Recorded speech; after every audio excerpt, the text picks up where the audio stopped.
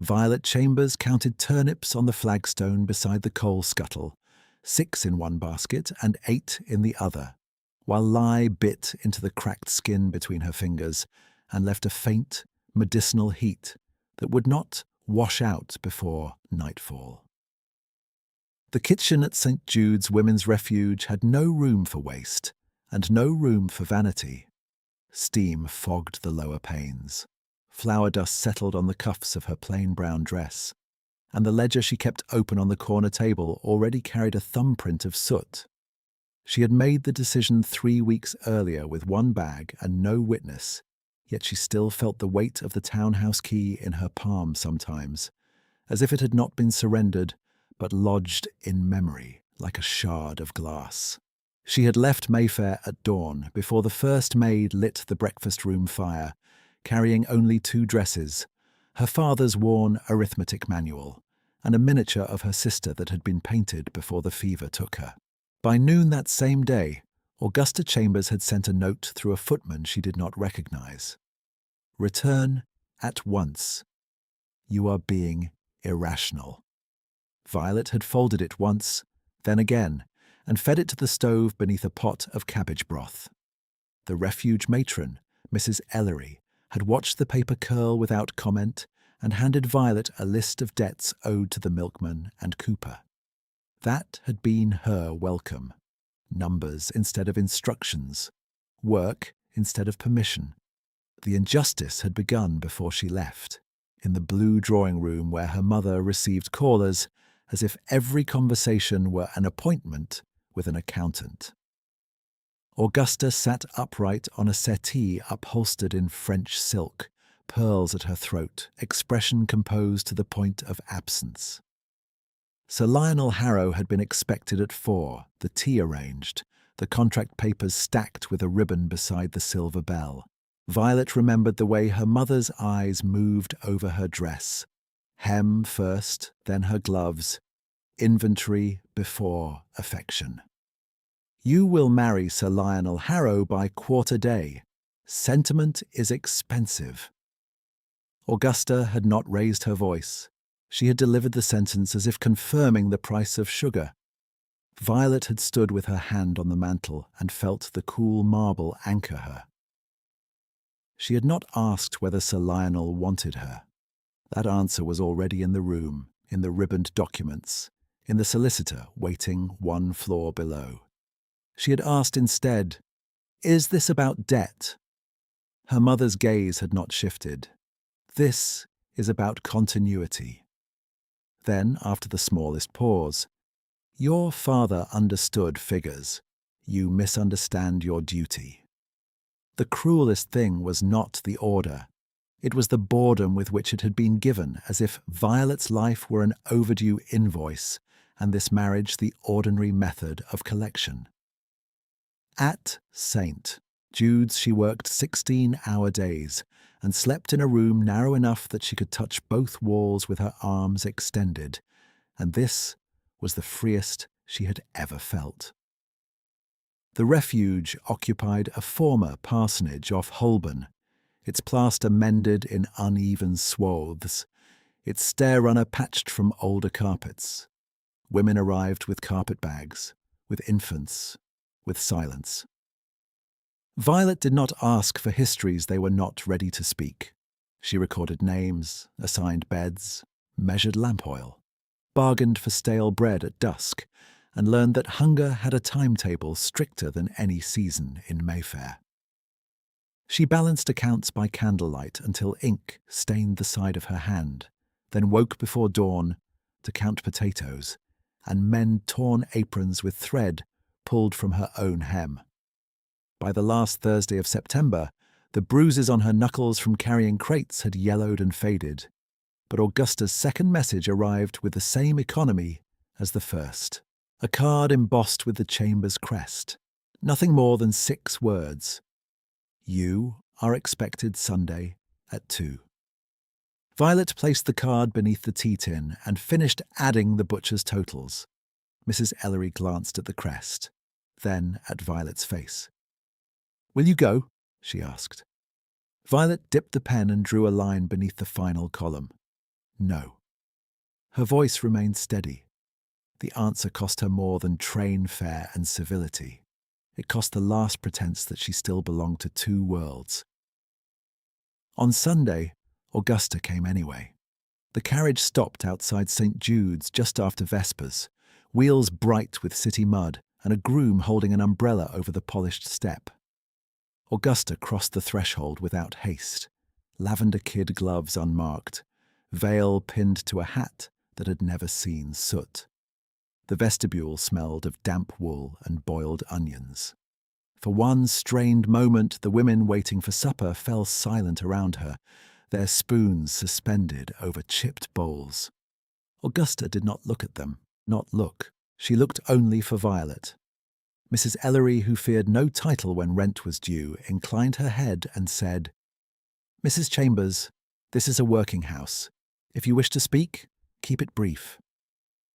Augusta gave a thin smile, one that suggested she had not heard and would not begin now. "Violet," she said her daughter's name with the same detached precision she used for account books. "You have made your demonstration. It is complete. Return home." Violet stood near the kitchen door with a basket of apples balanced against her hip, sleeves rolled to her forearms, a dark smudge of ink along her cuff. She did not step forward. "I am employed here." "You are not employed," Augusta replied. "You are indulging a temper." Around them the house resumed its small sounds. A ladle striking a pot, a child coughing upstairs, the scrape of chair legs on stone. Violet felt each noise sharpen her.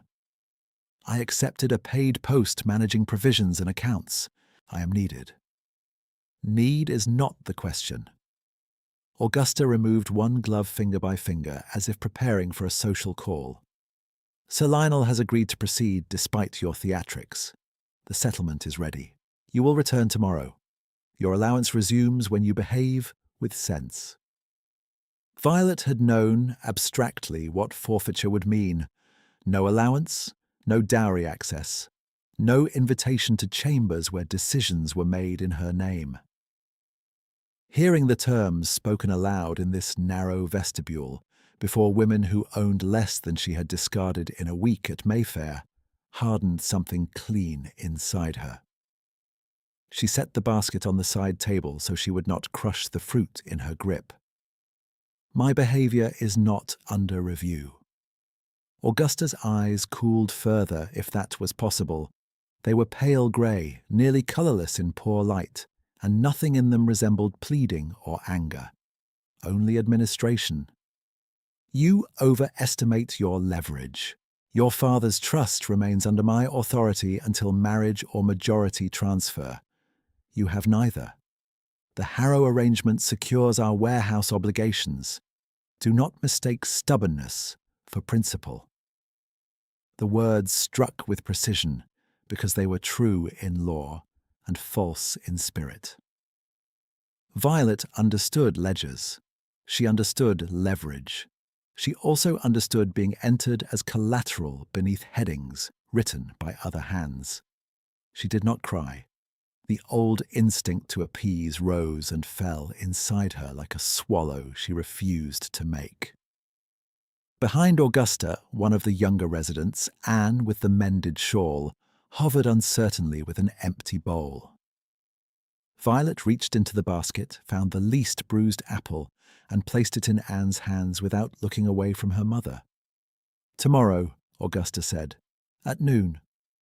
Violet met her gaze. "No, Mrs. Chambers." Silence held for a breath. Augusta's mouth tightened at the form of a dress, at the refusal delivered without volume and without apology.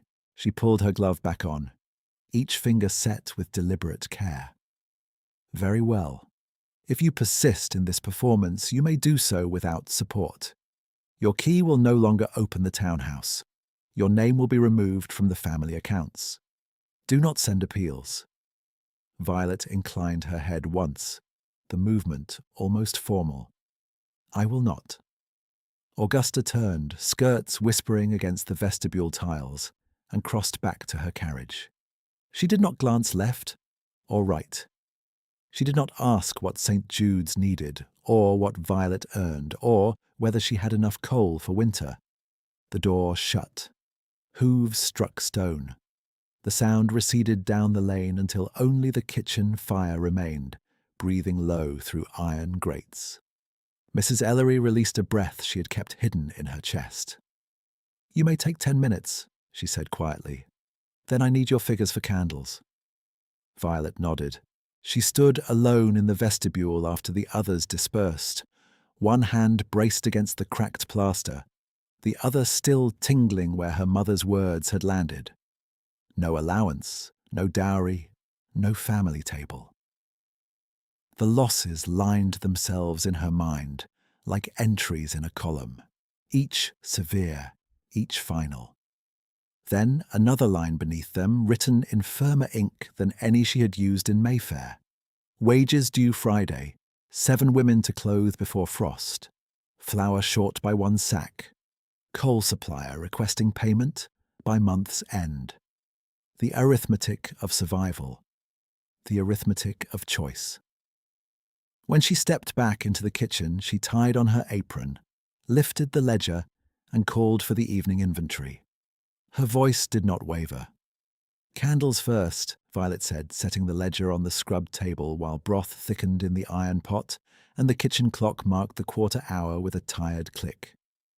Then lamp oil, then soap. We tally bread last because Mrs. Pritchard has not yet returned from the baker. The women gathered in a loose half circle, sleeves rolled, faces drawn by work and poor sleep.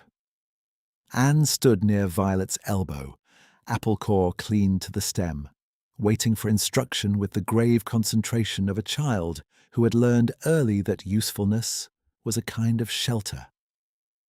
Violet passed her 3 stubs of beeswax and held out the slate. "Mark these under chapel candles, not kitchen.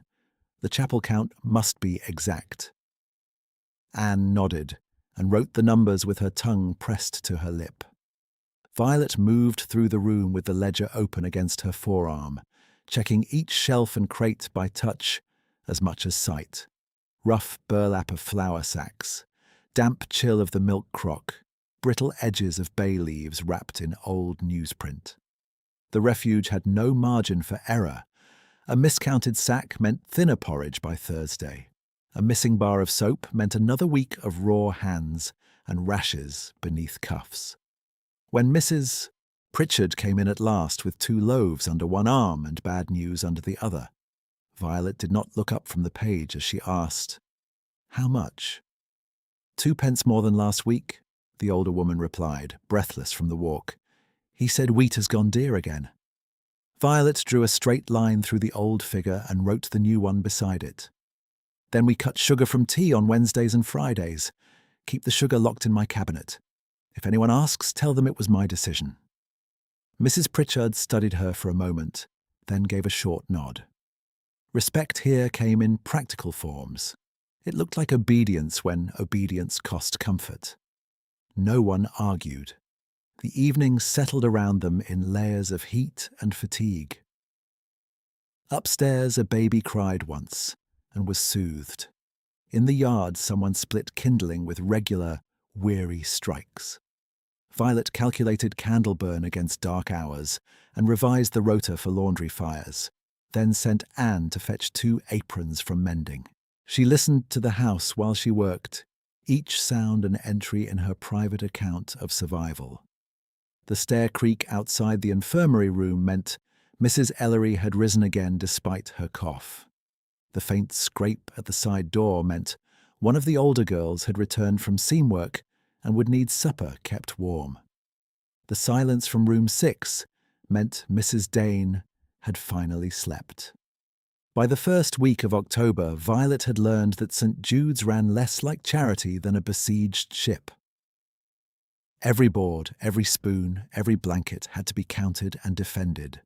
She rose before dawn each day to light the lower stove and soak yesterday's linens in lye water, while the sky over Holborn stayed the colour of tin.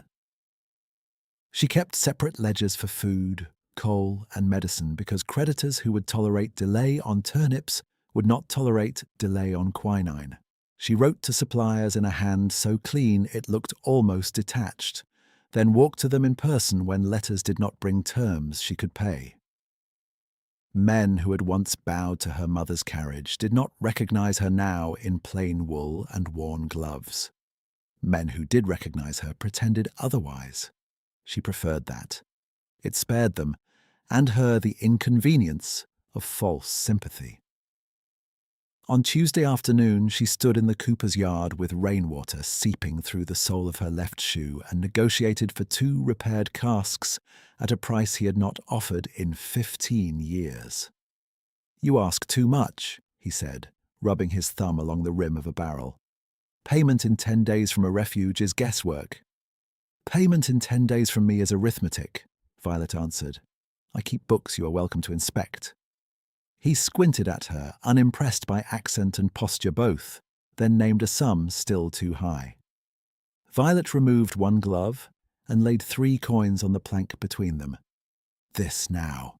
The remainder next Friday before noon. If I fail, you may collect both casks." The cooper barked a humorless laugh. "And if I fail to deliver, you may keep your reputation." He stared at her for a breath, then pushed 1 coin back. "1 cask by dusk, the second on Friday." Violet took the returned coin and inclined her head. Accepted. She carried the receipt folded in her sleeve until she reached St. Jude's, where she copied the terms into the ledger before she removed her damp boots. Her hands shook only when she sat, and even then the tremor lasted less than a minute. Hunger had become an ordinary companion, but uncertainty had not. It still moved through her in sharp currents at odd hours, usually when she was alone at her narrow desk, and the column for expected income remained stubbornly thinner than the column for need. On Wednesday, Augusta's solicitor sent a formal notice confirming suspension of Violet's allowance and access to all Chambers accounts pending restoration of domestic compliance. The paper arrived on cream stock, folded with legal precision, and smelled faintly of sealing wax. Violet read it once beneath the kitchen window while steam clouded the pane, then used the blank reverse to draft an order for onions. Mrs. Ellery saw both documents when she came for the key to the sugar cabinet and said nothing until she reached the door. "You may rage in private if you require it," the matron said without turning. Violet finished blotting the ink. "I do not require it." "No," Mrs. Ellery said. "You require potatoes." That night, Violet inventoried potatoes by lantern in the cellar, counting aloud to keep herself steady while her breath lifted white in the cold. 42 sound, 11 soft at the root, 2 beyond saving. She sorted them by touch, sleeves brushing rough stone, and thought with clinical detachment that this was what freedom resembled when stripped of speeches. Frost in the cellar, sums that did not forgive error, and no one above her to absorb the consequence of a misjudged week. On Friday evening, she paid the cooper exactly as promised, and returned with the second cask balanced on a handcart, borrowed from a neighbouring print shop. Anne ran out to help pull it over the threshold, boots slipping on wet cobbles, and Violet caught the child's shoulder before she fell. "Slowly," Violet said. "Strength is wasted if it is hurried." Anne nodded, breathless. "Yes, Miss Chambers." Inside, Violet signed wages for 3 seamstresses, counted the remaining coins twice, and locked them in the tin box under her bed. She slept little. Saturday meant provisions, and provisions meant whether St. Jude's would eat as planned or improvise with whatever scraps the market had not sold by dusk. The knock came just after 7, 3 measured raps at the side entrance while mist still clung low in the yard. Violet wiped flour from her hands and went herself, expecting old Mr. Keene with his turnip cart and habitual complaints. The man on the step was not Keene. He stood with 2 crates at his feet and a third balanced against one shoulder as if the weight were incidental. His coat was plain dark wool, cut without ornament, clean at cuff and collar despite the muddy lane. His boots were better leather than any carter needed, polished but scuffed deliberately at the toe. His face was lean, weathered less by age than by restraint, and his eyes were a clear grey-green that took in the doorway, the warped frame, the chalk delivery list in Violet's hand, and finally Violet herself with one brief, attentive pause. "St. Jude's Provisions," he said. His voice was low, measured. "Account under Ellery." Violet glanced at the list. No name was marked for substitution. "You are not Mr. Keene." "No." He shifted the crate from shoulder to hip. "He is ill. I am taking his round." She opened the door wider. "Then bring them through. Mind the loose board at the threshold." He did not ask where to set the crates, only followed her through the narrow passage and into the kitchen, where steam and warm yeast softened the cold on his coat. Mrs. Pritchard looked up from kneading and froze for a beat at the sight of a stranger carrying goods, as if he belonged there. Violet set the ledger on the table and began checking items as he unloaded. 2 sacks flour, 1 sack oats, carrots, onions, bruised apples, lamp oil wrapped in straw, soap bars tied with twine. "Where are the lentils?" she asked. "In the second crate, beneath the soap." She lifted the top layer. He was right. Violet made a note and moved to the next line. "Candles are short by 6. He reached into his coat and produced a paper packet she had not seen. "Separate to prevent breakage." Again, correct. She entered the count and looked at him properly this time. Up close, his hands were broad and calloused across the palm, but there was a pale indentation on his ring finger where no ring sat now, and a faint old scar at his wrist, partly hidden by cuff.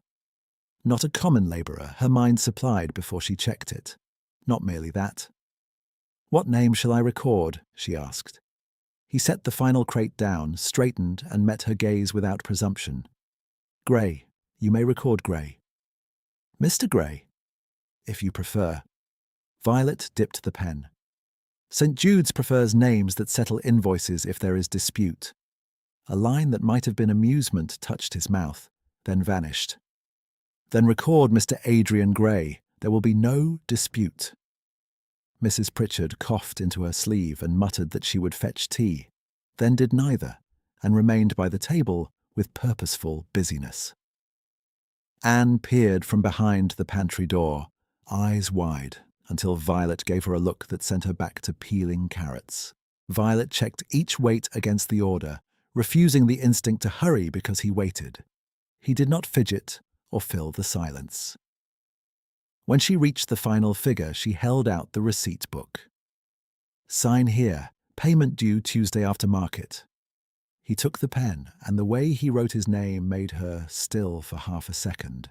Swift, controlled script taught by private tutors, not copybooks in parish schools. Adrian Gray, clean as engraving. He returned the book. "Will Tuesday suit, Miss Chambers?" She had not offered her name. The question lingered between them long enough for Mrs. Pritchard to stop kneading altogether.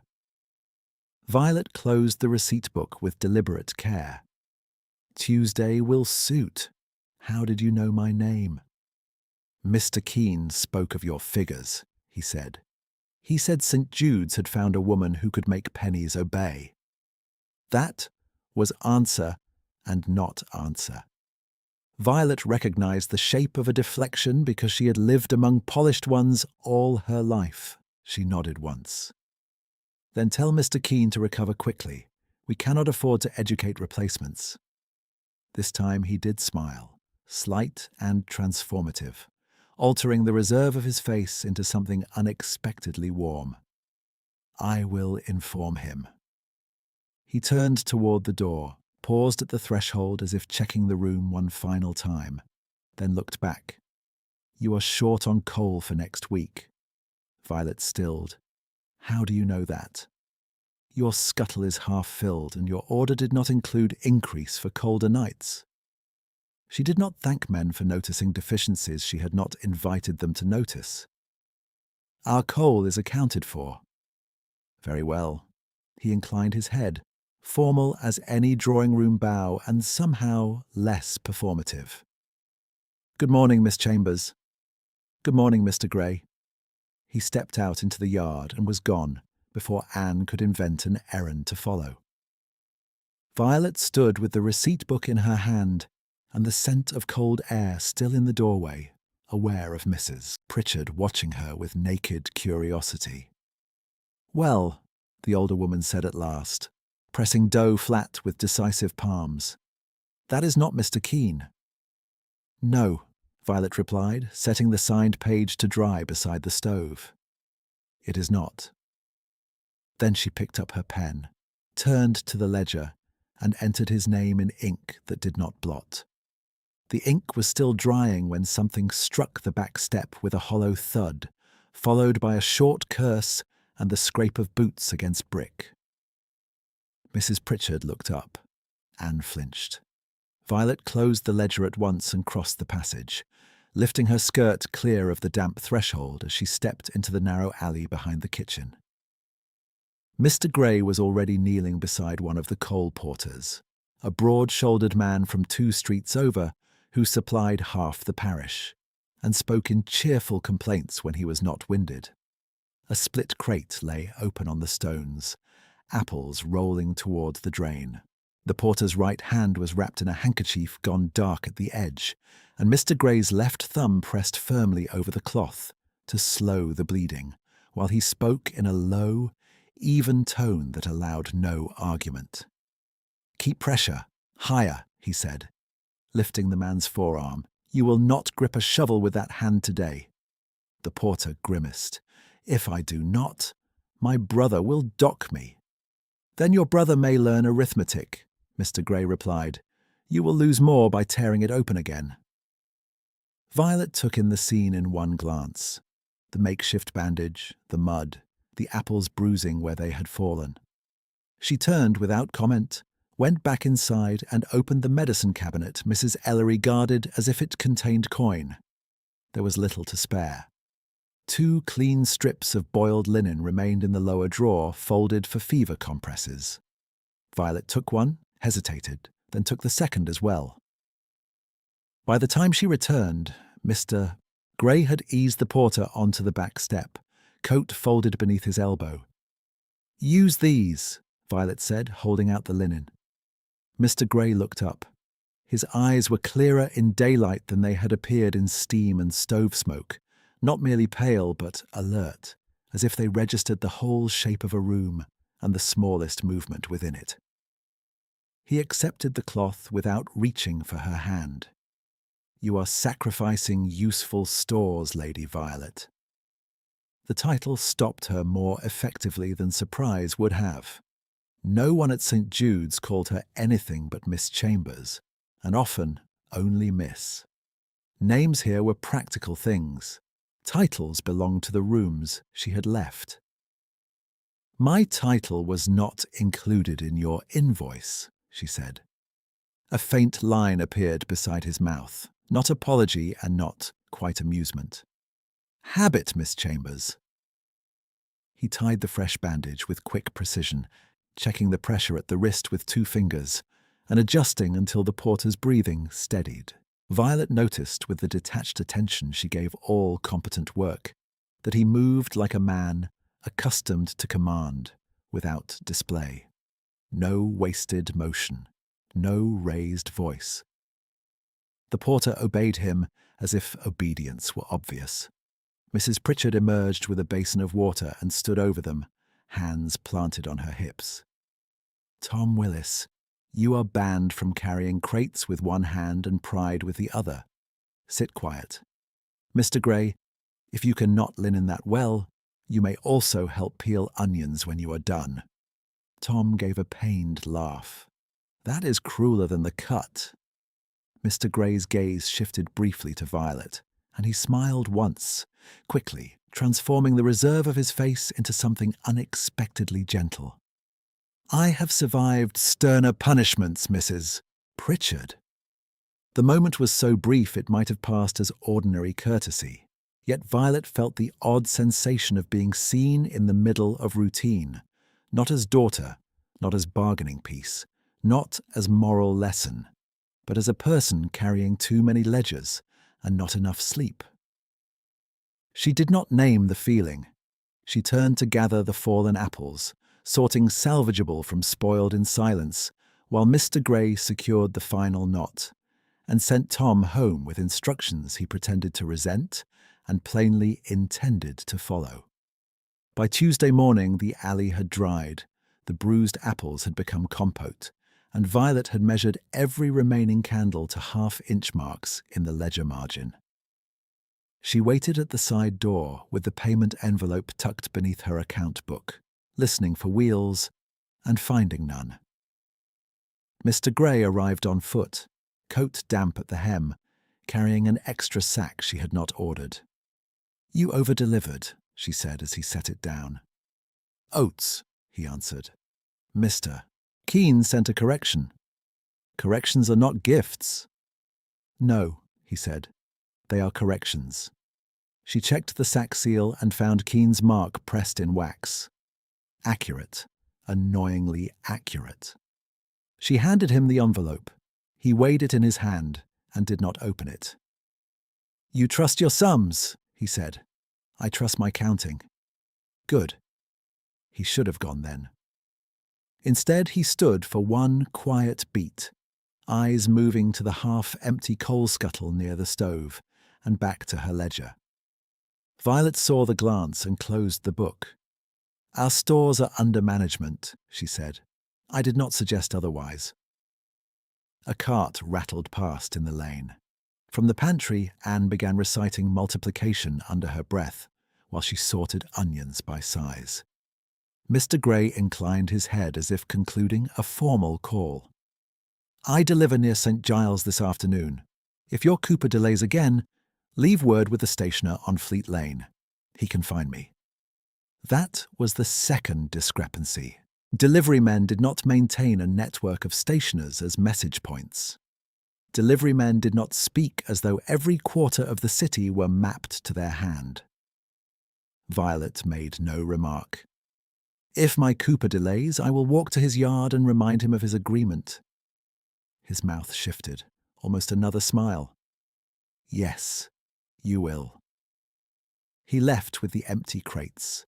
10 minutes later, when Violet carried peelings to the ash bin, she saw a black carriage paused at the corner beyond the baker's wall, discreet and motionless. The driver wore dark livery with silver braid too fine for any grocer's employment. He glanced once towards St. Jude's door, then straightened and looked ahead. Mr. Gray did not approach the carriage. He turned the opposite direction and disappeared into market traffic. Violet returned to the kitchen with the peelings and said nothing. 3 days passed before she saw him again, this time under the stone portico of St. Bartholomew's as rain slanted across the church steps and turned the lane to slick slate. Violet had walked there to secure a reduced price on altar candles the parish sometimes sold after feast days. She stood with the curate over a crate of warped tapers, calculating burn length against cost, when Mr. Gray stepped from the rain carrying 2 wrapped bundles and a folded oilcloth over his arm. "Miss Chambers," he said, pausing at the edge of the portico, "you will ruin those papers." "I have ruined better papers," she replied, shifting the candle invoice beneath her cloak. "Are those for St. Jude's?" He handed her the oilcloth first, as if that answer could wait. "Wrap your ledger. Ink runs faster than rain." She took the cloth because he was right. The curate, a thin man with spectacles always sliding down his nose, peered between them and said, "Mr. Gray, your account is already settled." "Mr." Gray gave him a look that ended the conversation. "Then consider this prepayment for winter." The curate blinked and nodded too quickly. Of course. Naturally. Violet noticed the exchange in the way she noticed arithmetic errors. Instantly, without outward reaction. Deference again. Not from servants this time, but from a clergyman who deferred to no cartman in ordinary circumstances. She accepted the bundles and said only, "St. Jude's does not accept patronage without record." "Record it," he said, "under soap." She frowned. "It is not soap. It will balance there." The absurdity was so dry it almost counted as humour. Against her better discipline, Violet felt the corner of her mouth shift. "You are instructing my books now?" "Never your books," he said. "Only your margins." Rain hammered the portico roof. A boy from the print shop dashed up the steps with newspapers tied in twine and nearly collided with Violet. "Mister." Grey moved at once, catching the bundle before it struck her shoulder and returning it to the boy with a nod that sent him off in breathless thanks. He did not touch Violet. He did not need to. The steadiness of his attention did more to unnerve her than any familiarity could have. She drew the oilcloth over her ledger and stepped back from the rain. "You continue to appear in places where my accounts are short." He looked out at the street rather than at her. "Short accounts are honest ones." "Are they?" "They are if the woman keeping them is honest." The words were plain. Their weight was not. Violet lowered her gaze to the bundles in her hands, suddenly aware of how cold her fingers had gone in wet gloves. She did not answer. Neither did he press. After a moment he inclined his head, then descended the steps into the rain and vanished into the blur of umbrellas and carts. By the second Saturday of October, the pattern had settled into the house as naturally as prayer times. Knock at 7, crates to kitchen, inventory, check without argument. Mr. Grey always arrived in plain coat and walking boots, never late, never hurried. He lifted sacks the younger women struggled to drag across stone and set them down, without performance. He remembered who could not bear onions, who needed extra barley for broth, which infant had been ill and required diluted milk. He spoke little, but when he did, people listened. On that Saturday, Violet accompanied him to Covent Garden because the fishmonger had disputed last week's weight and refused further credit. Market air pressed around them thick with wet straw, cabbage leaves, horse sweat, and the bright metallic scent of morning rain on iron stalls. Violet kept her basket on her arm and her ledger under her cloak, moving stall to stall with disciplined speed. Mr.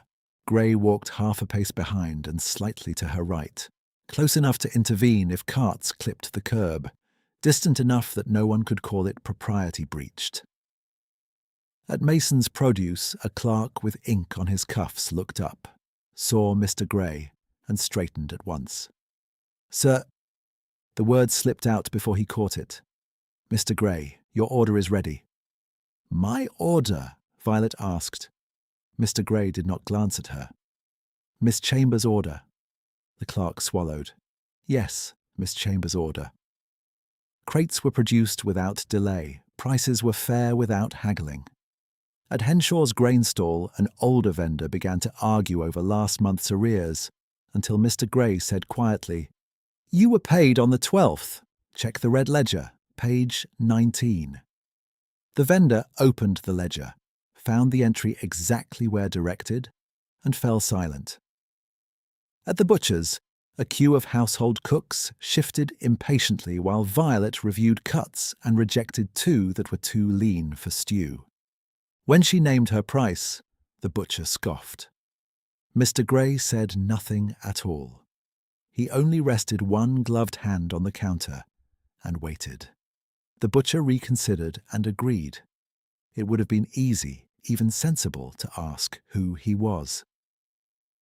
The questions sat at the base of her throat each time a merchant corrected his tone, each time a clerk blanched at a name he had not meant to use, each time that black carriage appeared at some polite distance and vanished when she looked again. Yet Violet had learned the cost of answers requested from men with power. Questions became obligations. Curiosity became leverage. She preferred the terms she could count. They paused at the edge of the flower market where late roses, tired but fragrant, were being sold for half price. Violet calculated rapidly whether one bunch could be justified for the infirmary room, then closed the thought. Coal first. Always coal first. Mr. Gray followed her gaze. You're weighing roses against fuel. Yes. Choose fuel. I had already done so. He looked at her then, directly, and for the first time, she saw fatigue in his face beneath the composure. Not weakness, but strain held on a short tether. Most people choose appearances first. Most people do not boil turnips for 40 mouths. He gave a small nod. No, they do not. A bell rang from St. Paul's in the distance, the hour striking through market clamour. Violet shifted the basket to her other arm and started toward the final stall. Mr. Gray took the heavier crate from her without asking and carried it as if it weighed nothing. When they turned into the lane behind St. Jude's, she saw the black carriage again at the corner, horse blowing steam into cold air, driver upright and patient, reins steady in gloved hands. Anne, sweeping the step, paused mid-stroke and stared. "Miss Chambers," she whispered when Violet drew near. "Is that carriage ours?" "No," Violet said, opening the door. Anne leaned closer, voice dropping to a conspiratorial murmur. "It waits every week." Violet set down the basket and removed her gloves, finger by finger, buying herself a second to choose her response. Then perhaps it has nowhere better to be. She turned to record the market totals, while Mr. Gray stacked crates beside the pantry in exact order by perishability, then checked the candle count without being asked. When he finished, he placed the receipt book beside her elbow and waited as she wrote.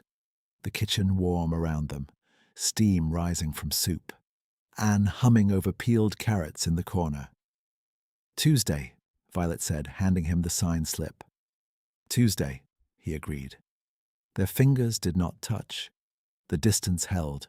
So did the strange, steady recognition that had settled between them, like a small flame protected from drafts, present and unspoken, warming nothing yet refusing to go out.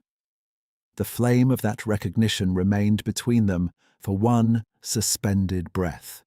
And then Mr. Gray's hand slipped on the crate handle as he turned toward the passage, the wood striking stone with a hard crack that made Anne jump and Mrs. Pritchard curse under her breath. "I am well," he said before anyone asked. Violet had already crossed the space.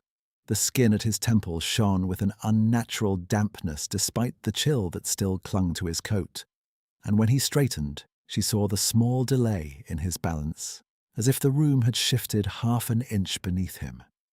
He set his jaw and reached again for the crate. "You will leave it," she said. "It is yours."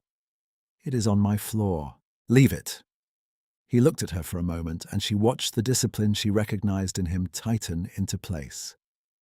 "As you direct, Miss Chambers." He did not sway again, but the effort of remaining still was visible in the line of his throat. Violet took the receipt book, shut it, and handed it to Anne.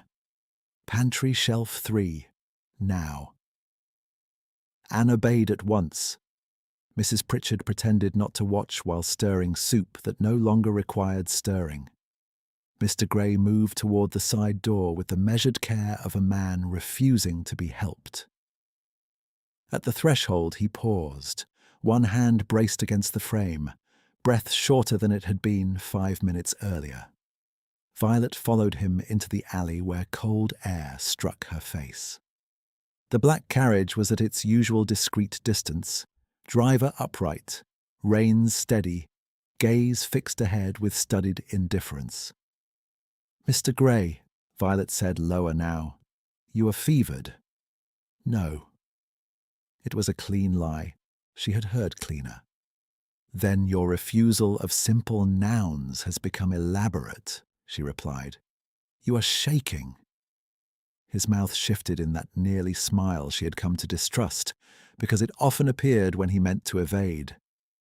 I'm tired. So are we all. We do not all forget how to stand. For the first time he looked directly at her without any protective reserve, and she saw the fatigue she had glimpsed at Covent Garden widened into strain, a hard brightness in his eyes that did not belong to health. This is not your concern. Everything that collapses in my yard becomes my concern. Silence passed between them, broken only by a cart rattling over uneven stones at the far end of the lane. Then he inclined his head once, conceding nothing, and yet no longer arguing. Violet stepped back into the kitchen, filled a chipped mug with hot broth from the pot, meant for her own supper, and returned with it before he could protest. She held it out. Drink. His gaze dropped to the mug, then lifted again. That is your meal. That is liquid with onions. Drink. The driver at the corner did not move. Mr. Gray took the mug in both hands. Even through the steam, Violet saw the tremor he had hidden indoors. He drank without haste, as if accepting an order he respected but disliked. When he finished, she took the empty mug and said, "Wait." She went inside, found the wool scarf she kept folded beside her ledger for Dawn's cell accounts, and brought it out. The scarf was plain, mended twice at one edge, still warm from the kitchen shelf. She held it toward him. I cannot take this. You can. You are returning on Tuesday alive, and I require someone who can distinguish lentils from soap without consulting the heavens. The faintest breath of laughter escaped him, worn thin by fever. He accepted the scarf and wrapped it once at his throat, movements slower now that he had stopped performing strength. You issue directives like a field marshal, Miss Chambers. You arrive ill and call it weather. We each have weaknesses. He glanced once toward the carriage, then back to her. Thank you. The words were simple. Their quiet carried more weight than ceremony. Violet nodded, unwilling to make gratitude into theatre. Go. He stepped away, crossed the lane with controlled pace, and disappeared around the corner where the carriage waited. The driver descended immediately to open the door, expression unreadable. Violet stood in the alley until horse and wheels moved off, then went back to the stove, where Mrs. Pritchard set a second ladle of soup into the pot without comment, and told Anne to fetch more carrots. That night, long after the house quieted and lanterns were turned low, Violet opened the tin box beneath her bed and took out the bracelet wrapped in linen at the bottom. Gold links, narrow and precise, with a tiny clasp her father had repaired once at the breakfast table while explaining compound interest with crumbs on his cuff. It was the last piece she had kept from Mayfair that held any market value and no immediate use. She sat with it in her palm until the metal warmed against her skin, then rewrapped it and placed it in her pocket before sleep could argue. At first light she walked to Clerkenwell Road, past shuttered storefronts and men unloading barrels, and entered a pawnbroker's shop that smelled of brass polish and damp wool. The clerk behind the grill wore spectacles that magnified his eyes, and did not bother with false civility. Item? Violet set the wrapped bracelet on the counter. Gold, sound clasp, no stones.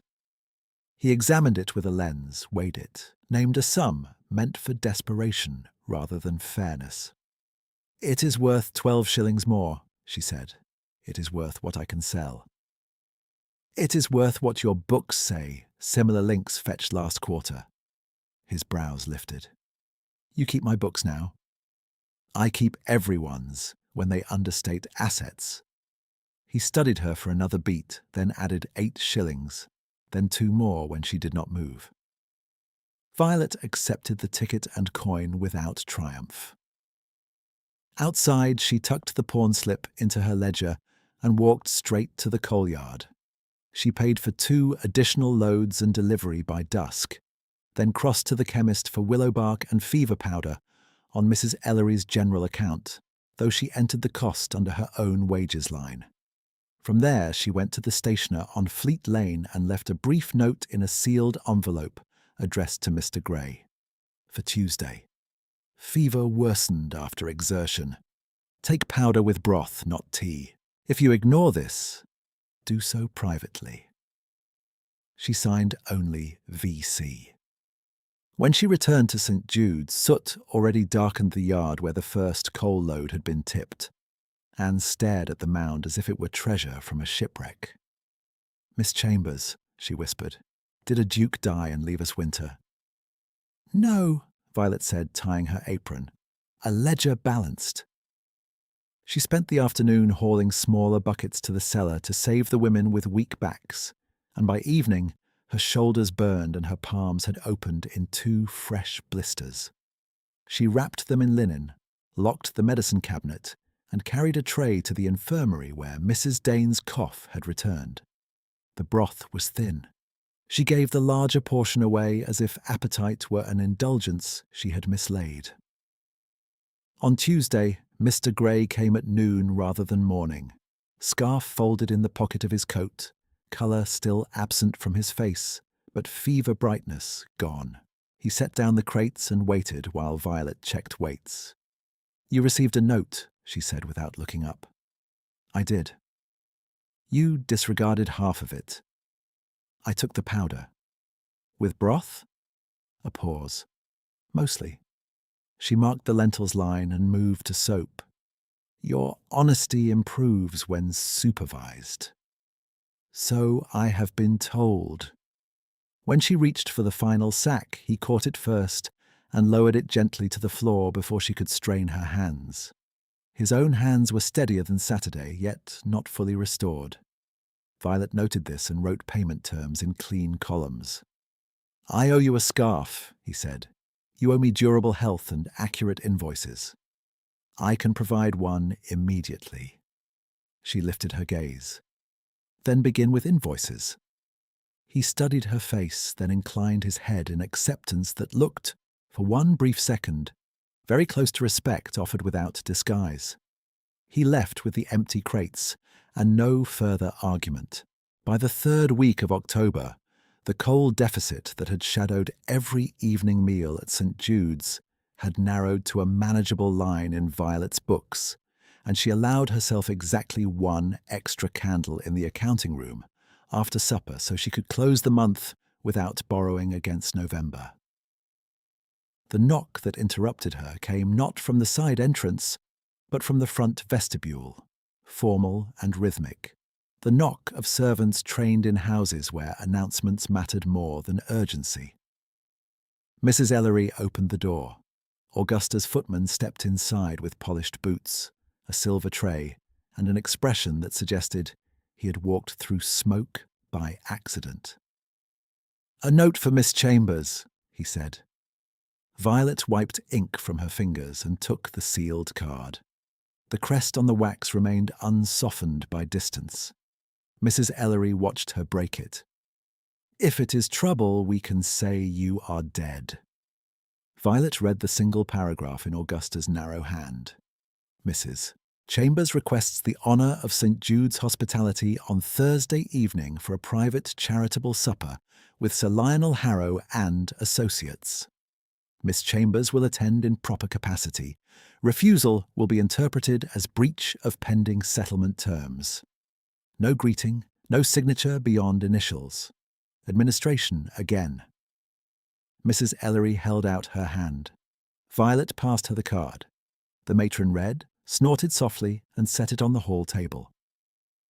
"They want to display pity while they negotiate profit." "Yes. You may decline." "I may." Violet looked toward the dining room where 6 women were teaching Anne to hem straight seams by lantern light. If I decline, they will call the refuge uncooperative and close 3 supplier lines by rumour alone. If I attend, we keep flour through November. Mrs. Ellery's eyes narrowed, not in disagreement, but in recognition of arithmetic she disliked. Then we host vultures and count spoons after they leave. Count forks as well, Violet said. Silver migrates when conscience does not. Thursday evening arrived with hard, dry cold, and a sky clear as glass above Holborn chimneys. Violet wore her plainest dark dress, cuffs mended neatly, hair pinned without ornament. In the dining room, St. Jude's best tablecloth disguised scorch marks beneath a line of simple dishes the kitchen could afford. Root stew, barley bread, onions baked with thyme. One roasted chicken carved thin enough to serve status before hunger. Augusta entered last, immaculate in deep blue silk. Sir Lionel at her side and 3 men from his counting-house behind him, each carrying the polished emptiness of those accustomed to being served by women whose names they did not learn. Augusta acknowledged the room with a glance that did not linger on any resident. "How enterprising," she said, as if inspecting a model. Sir Lionel bowed to Mrs. Ellery, then to Violet with a smile that failed to reach his eyes. "Miss Chambers, your industry has become legend." "Legends are poor currency, Sir Lionel," Violet replied. "Supper is in the dining room." The meal proceeded under a surface of courtesy so taut it seemed one misplaced fork might tear it. Sir Lionel praised charitable discipline. His associates discussed warehouse conveyances between mouthfuls. Augusta listened, bored and precise, correcting dates when men misspoke.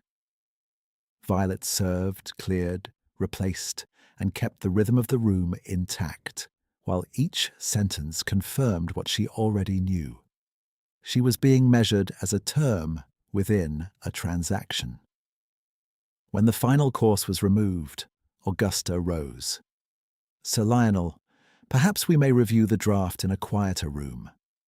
Mrs. Ellery's jaw hardened. "Our study is small."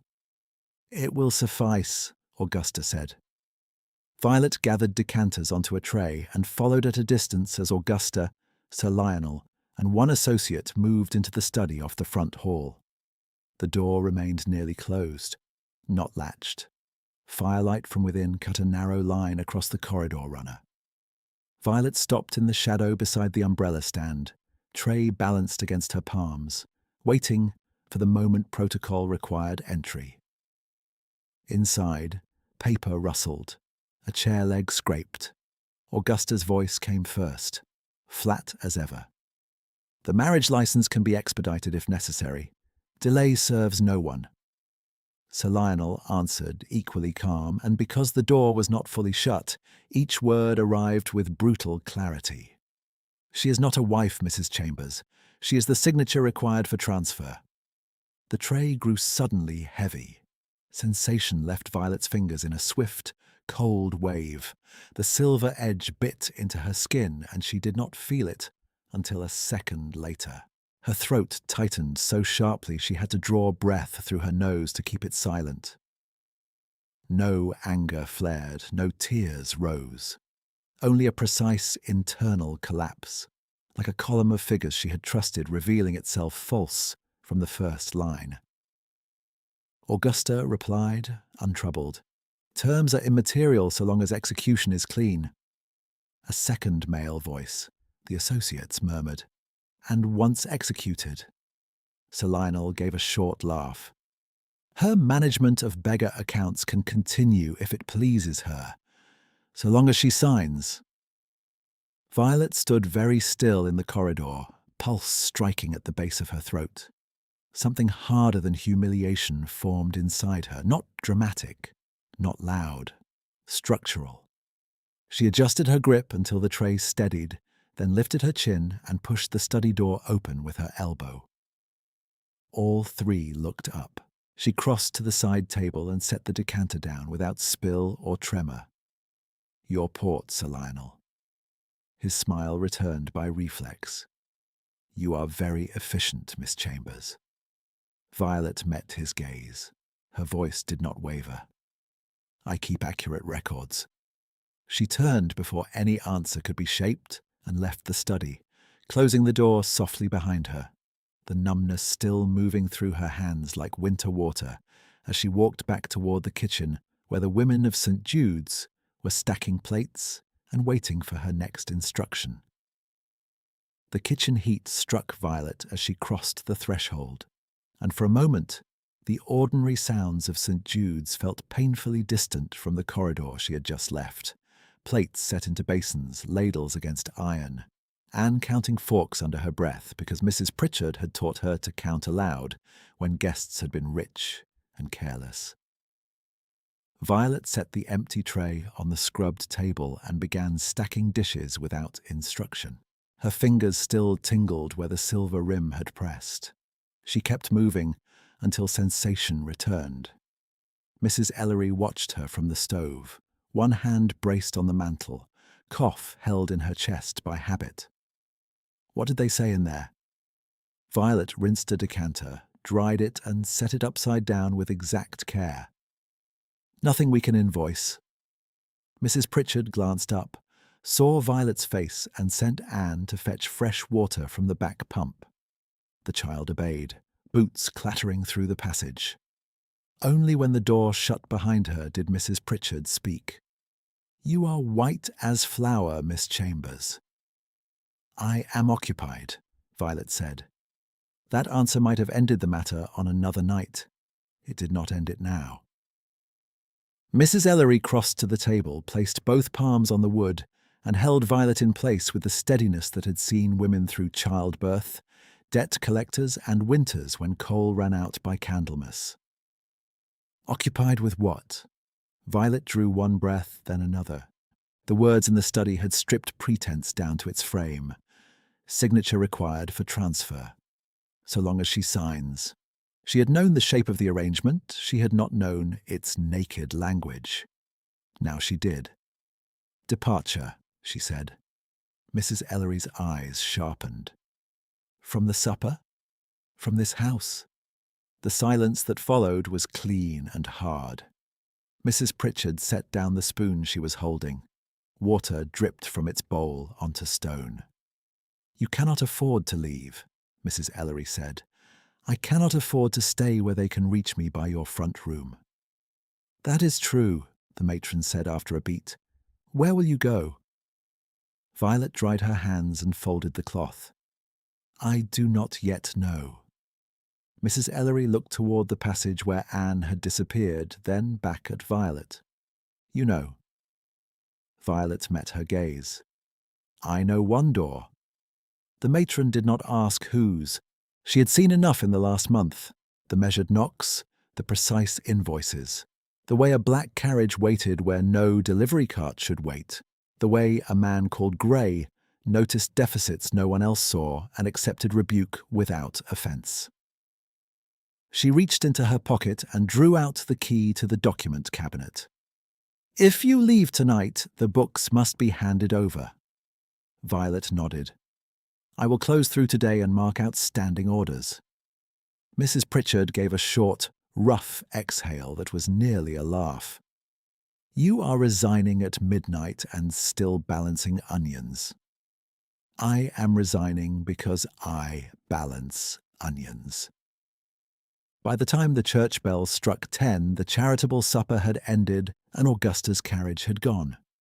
No one remarked on the fact that Augusta had not taken leave of her daughter. At St. Jude's, leave-taking had to be practical to be bearable. Violet sat at the accounting table with 2 ledgers open, wrote transfer notes in a hand that did not falter, and tied supplier receipts with twine. Coal paid through the first week of November. Soap shortage likely by Tuesday if wash rota increased. Mason's produce credit stable if settled each Friday. She signed the final page. Miss Violet Chambers, then paused and added beneath it, authority transferred to Mrs. Ellery effective immediately. When Anne came to return the counting slate, Violet took the child's hand and pressed a 6pence into her palm. For copy paper, she said. "You are not to spend it on sweets." Anne frowned in offended dignity. "I am not foolish. I am aware." The child looked from the coin to Violet's face. "Are you leaving for long?" Violet smoothed a loose strand of hair behind Anne's ear. "I am leaving for now." Anne swallowed. "Will Saturdays still come?" The question landed with unexpected force. Violet kept her voice level. "Saturdays always come." Anne nodded as if that was sufficient proof against fear and tucked the coin into her apron pocket. She did not cry. She lifted the slate and carried it to the shelf with solemn care. At 11:30, Violet climbed the narrow stairs to her room. It took less than 5 minutes to pack. 2 dresses, 1 chemise, the arithmetic manual, the miniature of her sister, the tin box with wages remaining, the pawn ticket for the bracelet. 1 bag. Same weight as before. Different cost. At the door, she looked back only once, checking by habit whether she had left any paper that could be used against the house. The bed was neatly made. The washbasin was dry. Nothing remained that carried the chamber's crest. Mrs. Ellery was waiting in the hall below with a cloak over her shoulders and the front key in her hand. "There is still time to sleep and decide in daylight," she said. "Daylight is where they negotiate." The matron studied her, then gave a single nod. "Then go now." Violet handed over the cabinet key, the receipt seal, and the folded resignation letter she had written on the back of a cancelled invoice. "If creditors come, show them this." Mrs. Ellery tucked it inside her bodice without reading. "If your mother comes, I will show her the door." Violet's mouth shifted, almost a smile. "Count the spoons in the morning." "We already did." Violet drew on her gloves, lifted her bag, and stepped into the night. Holborn after midnight smelled of wet stone, ash, and stale ale. Carriage traffic had thinned to the occasional hired cab and private coaches returning from late dinners. Violet walked quickly, keeping to lit stretches where she could, crossing into broader streets where townhouses stood in disciplined rows behind iron railings. She did not rehearse what she would say when she arrived. She had learned that prepared speeches dissolved in the face of power. Facts endured better. She reached the square just before midnight. The townhouse she had seen only from a distance rose 3 stories, brick dark against lamplight, brass knocker polished, curtains drawn over tall windows. No nameplate, no crest. Respectability without display. A black carriage waited half a block away, horses quiet, driver upright on the box. Violet climbed the steps and knocked. The door opened before the second echo faded. Not a butler. The driver from the corner, in the same dark livery with silver braid, stood inside the threshold as if he had been stationed there for hours. Up close, he was older than she had thought, with a face set into lines of disciplined patience. "Miss Chambers," he said, inclining his head, "His lordship has been expecting you." She held his gaze. Then he should not be disappointed. He stepped back. "This way, if you please." The entrance hall smelled faintly of beeswax and cedar. No portraits crowded the walls, only 2 maps in gilt frames, county lines, estate boundaries, river routes marked in careful ink. The driver took her bag without presuming to touch her arm and led her through a corridor into a study where 1 lamp burned low on a broad desk. Shelves climbed to the ceiling, filled not with novels, but with ledgers, law volumes, survey rolls. Estate maps were spread open across a side table, weighted at the corners by paperweights shaped like compass roses. Mr. Gray stood by the hearth, coat removed, waistcoat dark, fever gone from his face but not from memory. Without the delivery cap and rough wool coat, he looked both exactly himself and wholly altered. as if every restrained gesture she had noticed had been one layer of a larger architecture now visible in full. His eyes were the same grey-green, attentive and unsparing. The driver set her bag beside the door and withdrew, closing it softly behind him. For a beat, neither of them spoke. Violet broke the silence first. "You knew I would come." "Yes." "How?" "Because you do not endure terms once they are stated plainly." The answer was so precise that she felt anger and relief move through her in the same pulse. "You might have warned me." He did not defend himself. "I could not prove what you required until tonight." He crossed to the desk, took up a sealed packet and a leather ledger, and placed both before her. "Read." Violet set her gloves on the table, broke the seal, and unfolded the first document. Legal hand, court registration marks, her father's name, her own. A trust instrument established 12 years earlier, principal protected, income dispersed through a named trustee until transfer at majority or on evidence of mismanagement. Augusta Chambers had been named temporary trustee. A second paper, appended in different ink, recorded disbursements that did not match principal preservation.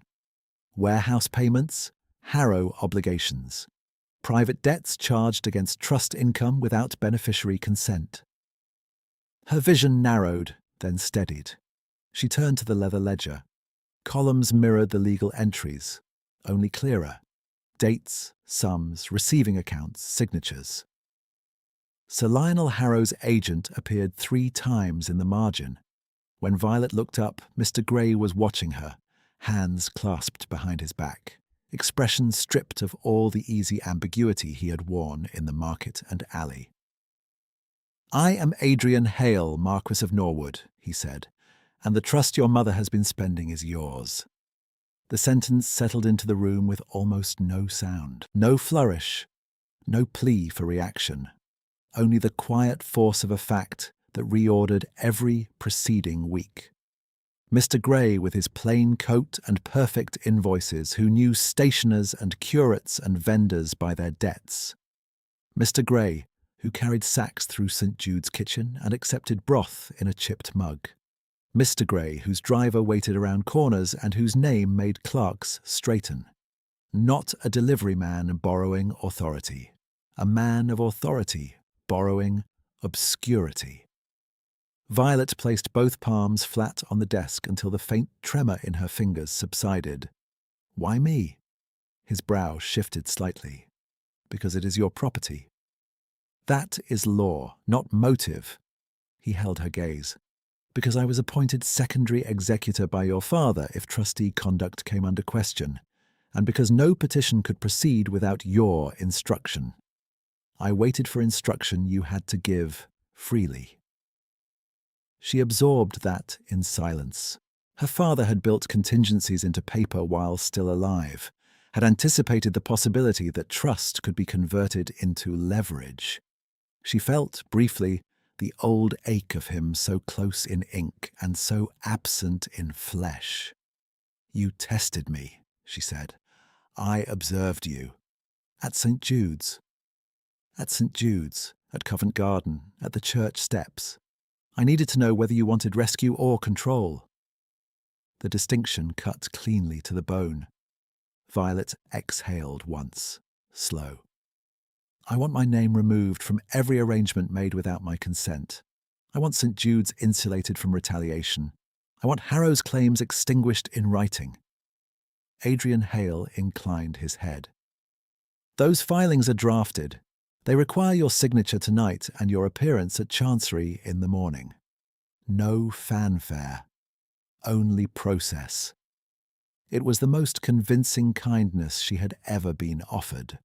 He drew a chair out from the desk, but did not insist she sit. "There is one further matter. If you proceed, your mother will be removed as trustee by public order.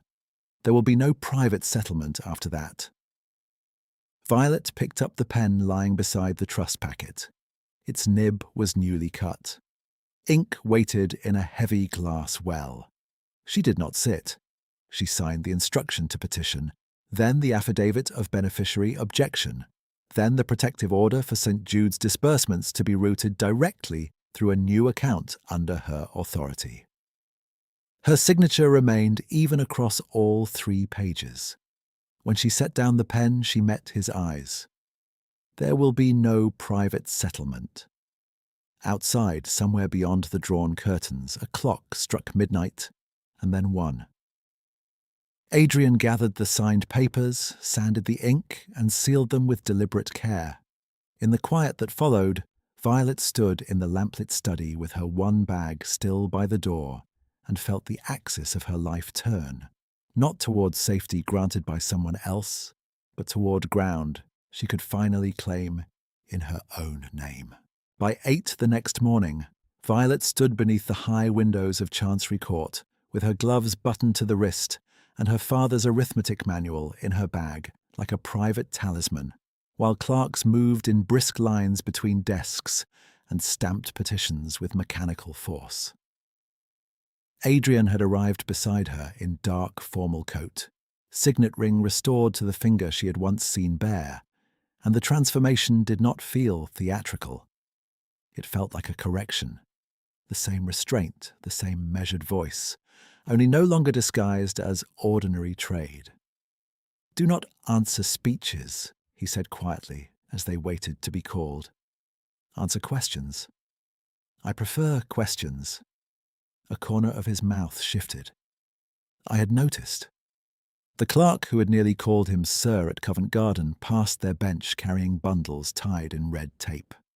He saw Adrian, blanched, and bowed too deeply before hurrying on. Violet watched him go and thought, not for the first time, that half of London had been collaborating in silence while she balanced onions and lamp oil. The thought might have embittered her in another season. Today it steadied her.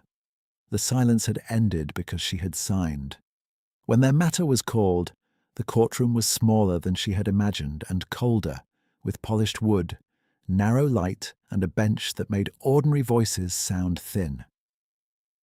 Augusta stood at the respondent table in dove-grey silk, posture perfect, expression composed into polite annoyance.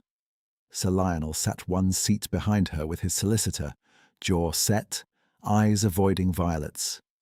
Neither looked surprised to see Adrian. That, too, explained things. The registrar read the petition in dry legal cadence. Beneficiary objection, trustee misapplication, unauthorized disbursement, coercive marriage condition attached to transfer of protected assets. Each phrase landed like a nail driven straight. Augusta's counsel argued domestic discretion, temporary liquidity, maternal oversight. Adrian's counsel submitted ledgers and transfer slips. Then Violet was asked to speak. She stepped forward, laid one gloved hand on the rail, and answered in the same tone she used for supplier disputes. "Did you authorize disbursement to Harrow Warehousing, account 17B? "No." "Were you informed your marriage was attached to asset release?" "Yes." "By whom?" "My mother." Augusta lifted her chin. The girl mistakes management for theft. Violet turned her head, met her mother's pale eyes, and said nothing until the registrar requested her response. "She said sentiment is expensive," Violet said. "I agree. This is arithmetic." A brief sound moved through the gallery, not laughter, not sympathy, simply recognition. Augusta's mouth tightened. Sir Lionel shifted as if to object, then did not. Adrian remained still beside counsel, hands clasped behind his back, gaze on the bench, offering her no rescue and requiring none. The ruling came before noon. Trustee removal effective immediately. Emergency conservatorship denied because the beneficiary had full majority and demonstrated financial competence. Harrow claims against trust, invalid absent beneficiary signature. Protective order entered for St. Jude's operational account. Disbursement direct under Violet Chambers. Costs assessed to respondent. The gavel was almost delicate when it fell. Augusta did not look at Violet as officers stepped in to collect sealed account books from her solicitor's case. She looked at Adrian instead, and for one instant the practiced boredom cracked. "You hid in kitchens," she said. "For this." Adrian's voice remained level. "For accuracy, Mrs. Chambers." Sir Lionel rose too quickly, chair scraping. "This is reputational sabotage." Violet gathered her gloves from the rail and gave him the courtesy of one direct look. "You required a signature. You will not have mine." He flushed and turned away first. Outside the court, the air tasted of iron and chimney smoke. Violet exhaled as if she had been holding her breath since Thursday. Adrian handed her a folded packet. Certified copies, bank letters, immediate directives for account transfer. Practical mercy again. "There is one more signature," he said. "Not legal, personal." He produced the resignation letter she had left with Mrs. Ellery, edges softened from being carried. "Mrs. Ellery sent this by messenger at dawn. She said you might wish to revise it under altered circumstances." Violet read her own clean hand, authority transferred effective immediately, and felt the ache of last night's certainty. It had been true when written. It was not true now. She crossed out one line, wrote a new one beneath it, and signed. Resignation withdrawn. Position resumed under independent authority, with wages to be set by board and recorded weekly. She sanded the ink against Adrian's offered blotter. "Done," she said. He took the letter and sealed it for dispatch without comment. 3 hours later, back in Holborn, Violet pushed open St. Jude's front door and stepped into a vestibule where she had once been told to return home. The same cracked tiles, the same smell of soap and boiled onions. Anne was at the side table sorting mended napkins, and looked up so fast, one bundle slid to the floor. "You came back," she whispered. "Yes." Anne stared at the folded court packet in Violet's hand, then at Adrian behind her, and dropped into a curtsy so abrupt it nearly became a stumble. "My lord." Violet knelt, picked up the fallen napkins, and placed them back in Anne's arms. "At this door we use names and tasks. Carry these to Mrs. Pritchard." Anne nodded, solemn and relieved, and ran. Mrs. Ellery emerged from the kitchen, wiping her hands on her apron. Her eyes flicked once to Adrian, once to Violet, and held on Violet's face as if checking for hairline fractures. "Well," she said. Violet handed her the ruling. Trust transferred, Augusta removed, Harrow voided, St. Jude's account protected. Mrs. Ellery read without haste, lips moving over the legal phrases, then folded the document with surprising gentleness. "Good," she said. "The butcher has been waiting to know whether he is paid Friday." "He is," Violet said, "with arrears." Mrs. Pritchard appeared behind her, flower to the elbow, and gave Adrian a long look that contained every unsentenced question of the last 6 weeks. "So," she said, "not Mr. Keene's cousin?" "No," Adrian replied. She nodded once. "You still peel onions badly." "I accept the verdict." The older woman's mouth twitched. "Then carry that coal scuttle and earn your redemption." He took the scuttle at once and carried it to the cellar stairs while Mrs. Pritchard watched, apparently satisfied that titles had not exempted him from labour. Loaded look resolved. No further ceremony required. By late afternoon, Violet sat at the accounting table with Mrs. Ellery and 2 residents acting as witnesses while she opened each physical item that had governed the last month. Trust packet submitted to the lockbox. Certified ruling copied into St. Jude's permanent ledger. Old Chambers crest cards marked void and pinned to correspondence file. Supplier notices rewritten under her authority. She opened her tin box and counted wages aloud, then entered every coin. She removed the pawn ticket for the bracelet, set it beside the daybook, and wrote herself an instruction. redeem by week's end. She did it the next morning. The pawnbroker recognized her, counted out the bracelet, and attempted a conversational smile. "Fortune turned, miss." "Books corrected," Violet said. Back at St. Jude's, she held the bracelet once in her palm, remembering her father's hands at the breakfast table, then took it not to her room, but to the office safe, and logged it as personal property retained, not for sale. The miniature of her sister returned to her bedside shelf. The arithmetic manual went back to her desk drawer, spine worn, pages useful. On Friday, Mr. Keene appeared at the side entrance with his cap in both hands, healed hand wrapped in fresh cloth. "Heard I was replaced by a marquess," he said, uncertain whether to grin. "You were replaced by influenza and poor judgment," Violet answered. "Can you lift 20 pounds without reopening the cut?" He flexed his fingers. "Aye." "Then you may keep your route." He left visibly lighter. Saturday came clear and cold.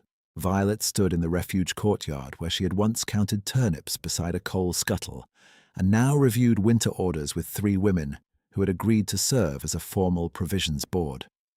She issued wages from the new account, each sum witnessed, each signature recorded. No secrecy, no borrowed permission. Around them, laundry lines stirred, children's voices rose from the schoolroom, and the smell of baking bread drifted from the kitchen door. Adrian waited by the low stone wall, coat plain again, though nothing about him could pass as ordinary, now that she knew him. The black carriage was not around the corner. It stood openly at the gate, driver on the box with a newspaper folded across his knee. Violet had learned his name 2 days earlier when she sent payment for emergency night hire. Mr. Finch, meticulous, discreet, underpaid by his own account and corrected immediately by hers. When the last wage envelope was distributed and the board dismissed, Violet closed the ledger and crossed the yard toward Adrian. He did not step forward until she reached him. "All supplier lines confirmed," she said. The curate sent his receipts and an apology for evasions. The Covent Garden clerk sent corrected invoices with proper weights. He also sent pears as penance. "Will you accept the pears?" "I have entered them under produce, not absolution." He smiled. It transformed his face from disciplined reserve to something openly warm, and this time she let herself look at it without retreat. "I have one request," he said. "State it." "May I continue delivering on Saturdays?" She regarded him for a long moment, the courtyard bright around them, ink still fresh on the wage register in her hands. "Under what name?" "Adrian," he said, after the smallest pause. "If you permit it." She set the ledger on the wall between them, then offered her hand, ungloved, steady. "Saturdays, Adrian, but we carry crates together." He took her hand as if it were both promise and treaty. "Together, Violet."